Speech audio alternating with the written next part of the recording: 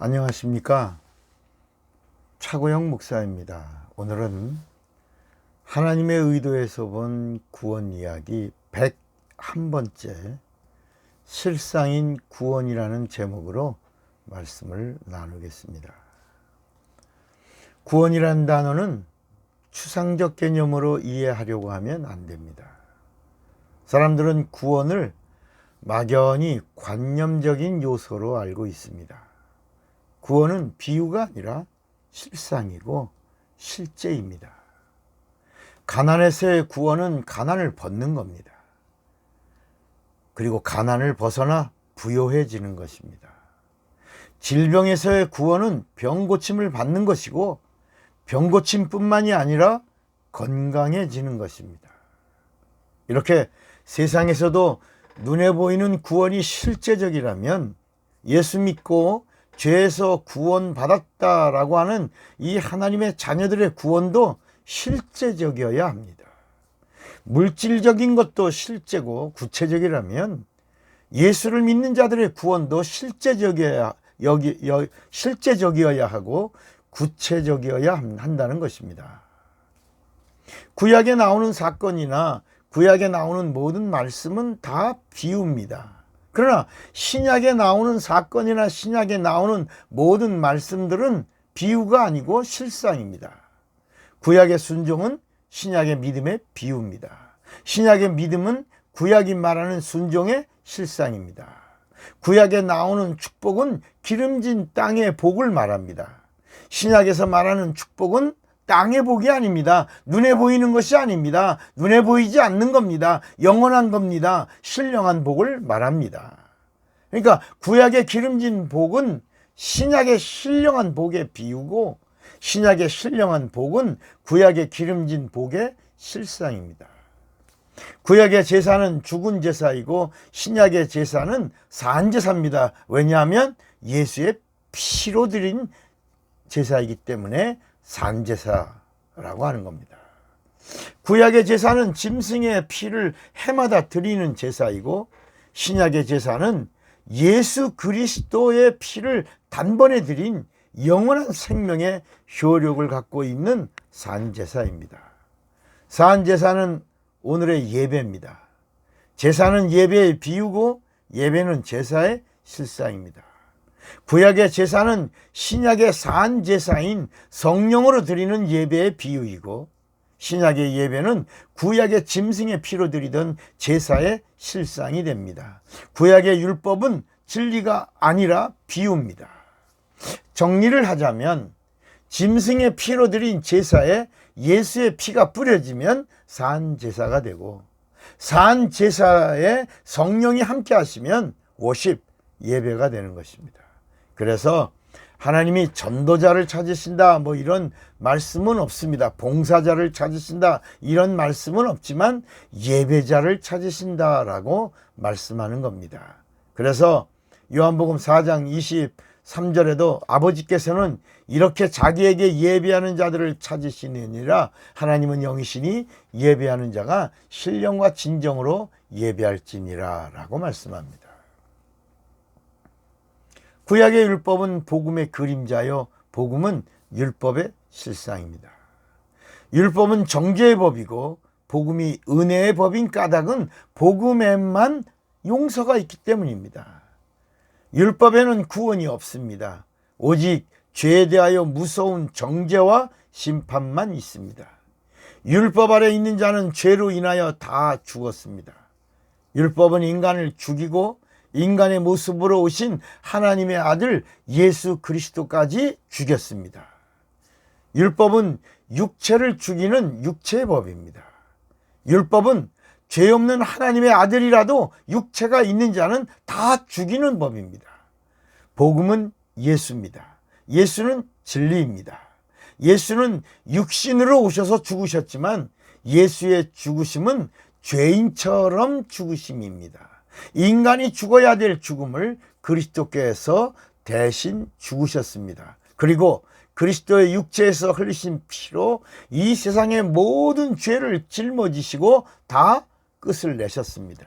죄만 짊어지신 것이 아니라 질병도 짊어지시고 가난도 짊어지시고 저주도 짊어지시고 심판도 짊어지시고 형벌도 짊어지시고 대신 죽으셨습니다. 이것을 대속이라고 하는 것입니다.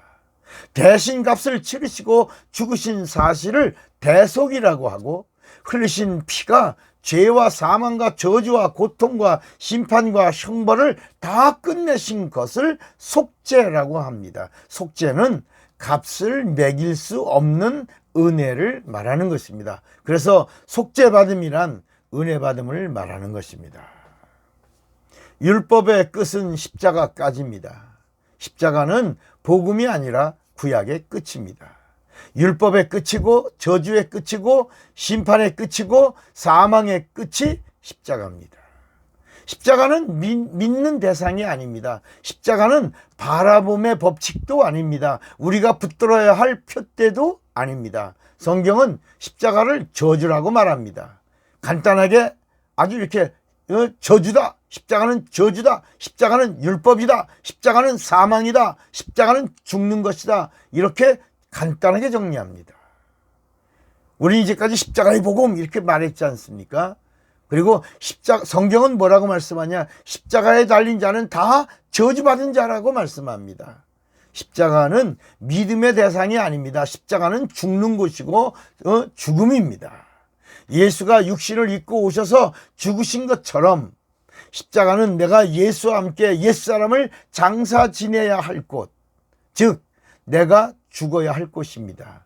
우리의 믿음의 대상은 십자가가 아니고 예수입니다. 예수밖에 없습니다. 그래서 성경에는 십자가를 믿으라, 십자가를 바라봐라, 십자가를 붙들어라, 십자가는 복음이다 라고 하는 구절이 없는 것입니다.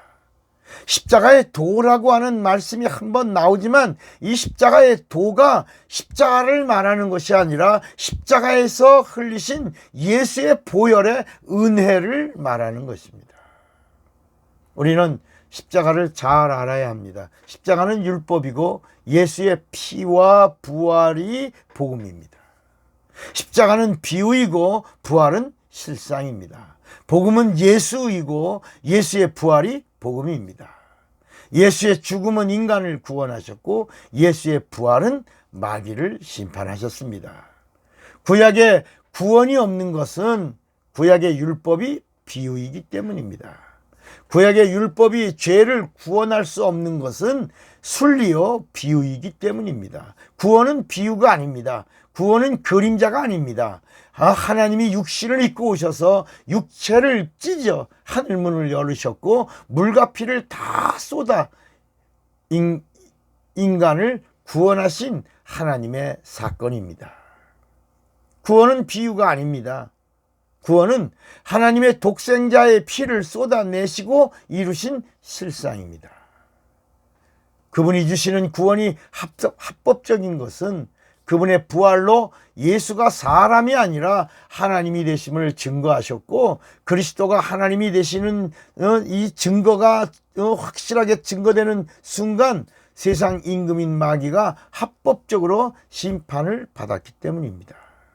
예수의 부활로 마귀가 합법적으로 심판을 받았고 예수 그리스도의 피가 합법적으로 효력을 발하여 우리의 구원이 합법적인 구원이 된 것입니다.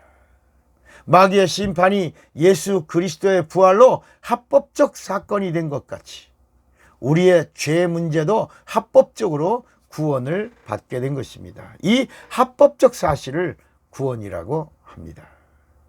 합법적인 구원을 받음으로 권세와 능력이 따르게 되었고 성령의 후원과 지지를 받아낼 수 있게 된 것입니다.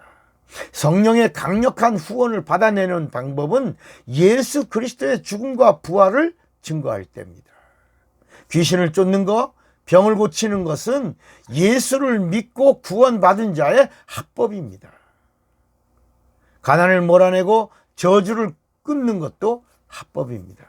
교회를 다녀서 구원을 받는 게 아닙니다. 그냥 예수 믿으니까 구원을 받는다가 아닙니다. 집사니까, 장로니까 구원받는다는 말이 아닙니다. 목사니까, 전도사니까 구원받는다는 말이 아닙니다. 감리교 다니니까, 성결교 다니니까, 순복음교회를 다니니까, 장로교 다니니까 구원을 받는다, 그런 말씀이 아닙니다. 성경은 예수를 알고 구원을 알고 합법을 알고 있냐라고 하는 것입니다. 예수 그리스도의 죽음과 부활이 합법적인 하나님의 사건인 것을 믿으면 우리의 구원이 합법이 되고, 합법적 구원의 증거는 세상의 어둠을 몰아내는 능력이 있습니다. 병을 고칩니다. 귀신을 쫓는 거, 이거 특별한 것이 아닙니다. 자녀의 기본 권리가 구원받은 자에게 당연히 나타나는 증거입니다. 구원은 관념이 아니라 합법적 사실이고, 믿는 자들에게는 합법적인 구원의 사실이 성령의 증거가 되는 것입니다. 증거는 죄사함입니다. 죄사함의 증거는 성령의 보증입니다. 그리고 날마다 신앙인의 삶 속에서 성령과 함께 여러 모양으로 나타나는 것입니다. 당신에게는 구원의 실상이 성령으로 나타나고 있습니까? 할렐루 예수. 차구영 목사입니다.